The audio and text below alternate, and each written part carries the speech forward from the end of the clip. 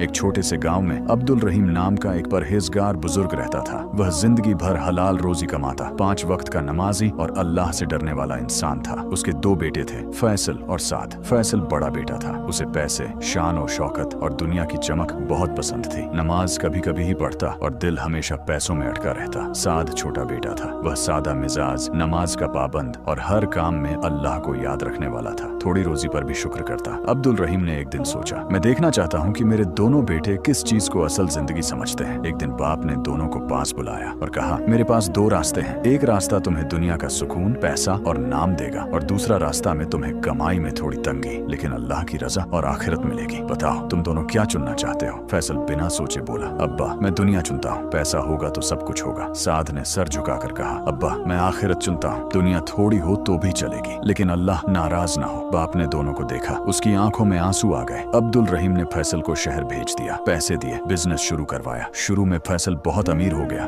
गाड़ी, बंगला, महफिलें, मगर धीरे धीरे नमाज छूट गई, हलाल हराम की परवाह खत्म हो गई। फिर एक दिन उसका बिजनेस नुकसान में चला गया, दोस्त छोड़ गए, कर्ज बढ़ता गया, स्ट्रेस और गम में उसका दिल सख्त हो गया। एक रात वह अकेला बैठकर रोते हुए बोला, मैंने सब कुछ पा लिया था मगर सुकून कभी नहीं मिला। कुछ अरसे बाद फैसल बीमार पड़ गया और पैसा होने के बावजूद चैन की नींद न सो सका। दुनिया ने उसे खाली हाथ छोड़ दिया। साद गांव में ही रहा, छोटा सा काम करता, 5 वक्त नमाज पढ़ता, माँ बाप की खिदमत करता। वह कभी अमीर नहीं हुआ लेकिन दिल से मुतमईन रहता था। लोग उसकी ईमानदारी की वजह से उस पर भरोसा करते। धीरे धीरे अल्लाह ने उसकी रोजी में बरकत डाल दी, न सिर्फ पैसा बल्कि इज्जत और सुकून भी दिया। अब्दुल रहीम ने एक दिन कहा, बेटा तुमने आखिरत चुनी और अल्लाह ने तुम्हें दुनिया भी दे दी। साद के चेहरे पर मुस्कुराहट थी और दिल अल्लाह के शुक्र से भरा हुआ। इस कहानी से हमें यह सीख मिलती है, जो सिर्फ दुनिया चुनता है उसका अंजाम अक्सर बेचैनी और नुकसान होता है। जो आखिरत चुनता है अल्लाह उसके लिए दुनिया और आखिरत दोनों आसान कर देता है। जो अल्लाह के लिए छोड़ देता है अल्लाह उसको उससे बेहतर अता करता है। नबी करीम सल्लल्लाहु अलैहि वसल्लम ने फरमाया, अल्लाह आबाद रखे उस शख्स को जो दीन की बात सुने और आगे पहुंचा दे।